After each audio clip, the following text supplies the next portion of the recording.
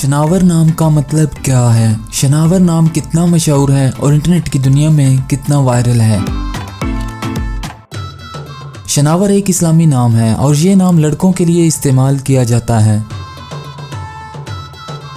शनावर नाम का मतलब तैराक है। शनावर की इब्तदाई तारीख उर्दू ज़बान से निकलती है।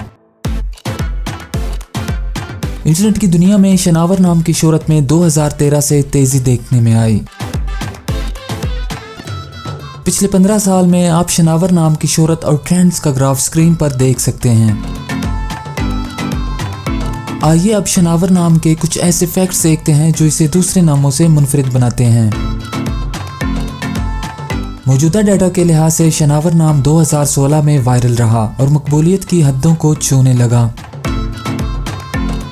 शनावर नाम पाकिस्तान, इंडिया और तंजानिया में बहुत पसंद किया जाता है और कसरत से इस्तेमाल में है।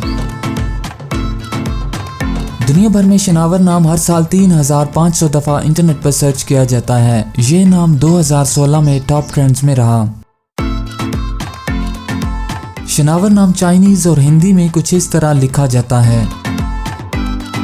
अगर आपका नाम शनावर है तो कमेंट्स में अपना पूरा नाम लिखें ताकि हम आपके लिए अलग से वीडियो बना सकें। ये वीडियो आप शनावर नाम के किसी दोस्त के साथ शेयर कर सकते हैं, यकीनन वो इसे बहुत पसंद करेंगे।